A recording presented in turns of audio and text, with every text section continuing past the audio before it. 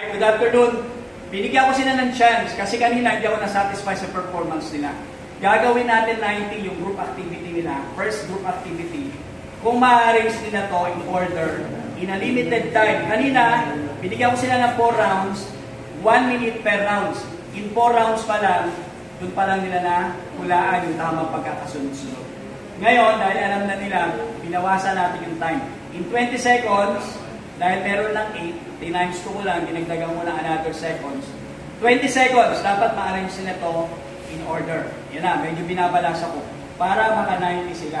So, dapat tandaan nila yung tamang arrangement. Your timer starts now.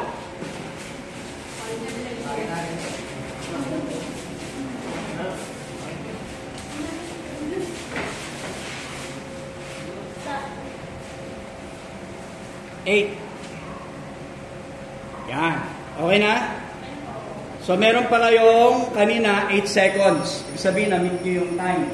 8 seconds. Nagawa nyo siya in 14 seconds. Tama? In 14 seconds. Hindi ko ginawa to sa ALS1. Titignan ko kung kaya din sila mas mabilis. 14 seconds. Pero hindi natin lang. Baka mali. Titignan muna natin. Sigaw na lang. Number 1. Go. Go prevent. 1. Sabi mo. 1. Go prevent. Poverty. Poverty. 2. No, has zero hunger. 3. Good health and well-being. 4. Quality education. 5. Gender equality. 6. Clean water and sanitation. 7. Affordable and clean energy. Harap mo. Harap.